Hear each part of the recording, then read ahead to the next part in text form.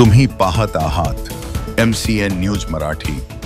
मंगरुळपीर तालुक्यातील एका अल्पवयीन दलित मुलीच्या संशयास्पद मृत्यूनंतर गावात प्रचंड संतापाचे वातावरण निर्माण झाले आहे। पीडितेच्या घरात घुसून तिची हत्या करून तिच्यावर लैंगिक अत्याचार झाल्याची शक्यता नाकारता येत नसल्याचा आरोप करत ऑल इंडिया पॅन्थर सेनेचे राष्ट्रीय अध्यक्ष भाई दीपक केदार यांनी थेट पीडितेच्या गावात भेट घेऊन पीडित कुटुंबाचे सांत्वन केले। यानंतर भाई केदार यांनी मंगरुळपीर येथील पोलीस स्टेशन गाठून पोलीस अधिकाऱ्यांना लेखी निवेदन सादर केले आहे। ही आत्महत्या नाही तर हत्याकांड असल्याचा आरोप दीपक केदार यांनी दिलेल्या निवेदनातून करण्यात आला।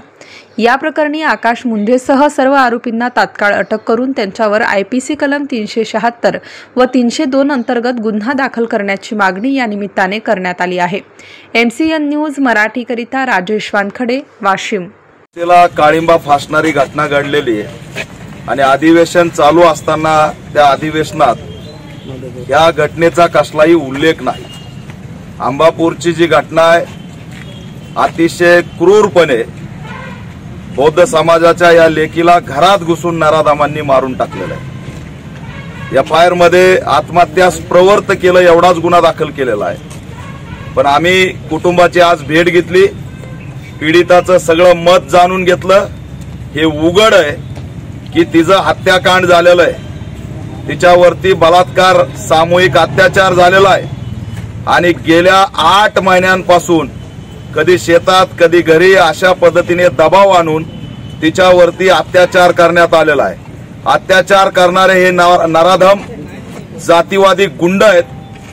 त्यांचं बॅकग्राऊंड सुद्धा दहशत पसरवणारं बॅकग्राऊंड आहे। लग्न झालेले हे इसम आहेत, 4-4, 5-5 लेकरं त्यांना आहेत। ही 17 वर्षाची दलित समाजाची लेक त्यांच्या वयाप्रमाणे लेकीच्या वयाची आहे, तरी हरामखोराने केवळ तिचं कुटुंब हे दलित आहे, मजूर आहे, गरीब आहे आणि हे आमचं काहीच करू शकत नाहीत या मानसिकतेतून तिचा छेड करून तिला संपवण्यात आलेलं आहे। या घटनेबद्दल आपली काय मागणी आहे? आम्ही पोलिसांना बोललोय, PIला त्या ठिकाणी मोठ्या ताकदीने जाऊन भेट घेतली, निवेदन दिलंय। आमची मागणी आहे की तिसरा आरोपी आकाश मुंढे काही तासाच्या आत अटक झाला पाहिजे। हे प्रकरण फास्ट ट्रॅक कोर्टात चाललं पाहिजे। पीडित कुटुंबाला 50 लाख रुपये आणि शासकीय नोकरी मिळाली पाहिजे। आणि एकीकडे तुम्ही बुलडोजरची कारवाई करताना मग या आरोपीची मालमत्ता जप्त झाली पाहिजे, त्यांचे घर बुलडोजरनी पाडले पाहिजेत। दुर्दैव हे की इथले आमदार खासदार भेट देत नाहीत। आमदार तर राखीव मतदारसंघातून निवडून आलेत। राखीव मतदारसंघातून निवडून येणाऱ्या आमदाराला दलित लेकीबद्दल अधिवेशनात बोलावं वाटलं नाही। आम्हाला अधिवेशनात काय दिसतंय?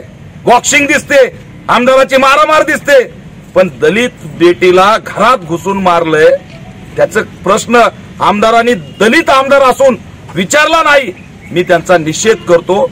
खासदारांनी आम्हाला गोड बोलले, आम्ही बदललो, आमचं हिंदुत्व वेगळं आहे, आम्ही प्रबोधनकार ठाकरेंचे असं म्हणून आमच्याकडून मतदान घेतलं।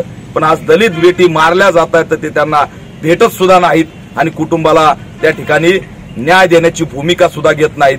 म्हणून या आरोपींना अटक झाली पाहिजे।